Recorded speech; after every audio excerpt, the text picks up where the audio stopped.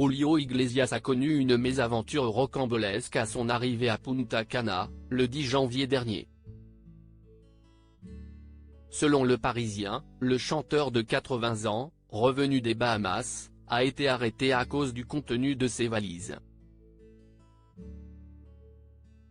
Et vous n'allez pas en croire vos yeux. Le père d'Enrique Iglesias avait en effet emporté avec lui pas moins de 42 kilos de nourriture. Oui, vous avez bien lu. Betteraves, céleri, cerises, champignons, épinards, fraises, framboises, haricots, laitues, myrtilles, roquettes, tomates, viande, légumes. Le chanteur avait de quoi faire un festin pour toute sa famille. Une arrivée mouvementée à Punta Cana.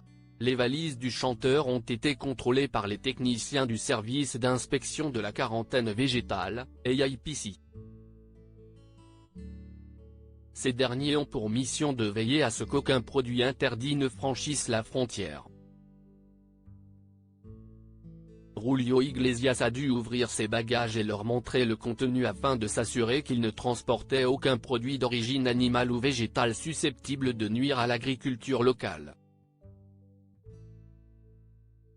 Le ministre dominicain de l'Agriculture, Limber Cruz, a tenu à mettre les choses au clair, ce n'est pas par rapport à lui ou à quelqu'un en particulier, c'est le cas pour tout le monde. Julio Iglesias, une folle passion qui lui vaut des ennuis. Heureusement pour lui, il a pu s'en sortir avec une simple confiscation de ses produits. Mais pourquoi donc le père d'Enrique Iglesias se balade-t-il avec autant de victuailles?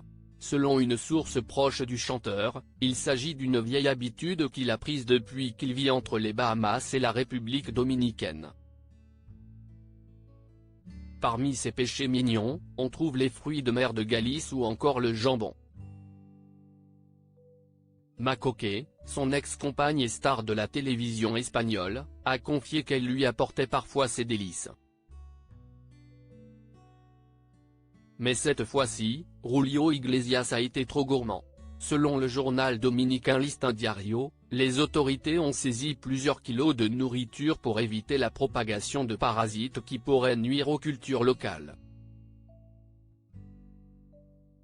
Un risque sanitaire que le chanteur n'avait pas anticipé.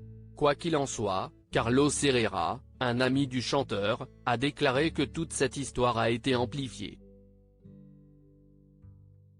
Apparemment, le chanteur n'a subi qu'un simple contrôle. Le chanteur octogénaire, qui n'a pas réagi publiquement à cette affaire, devra désormais faire preuve de plus de prudence lors de ses voyages.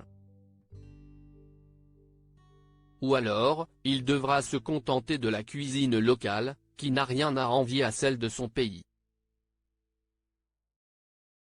Après tout, comme dit le proverbe, ventre affamé n'a pas d'oreille.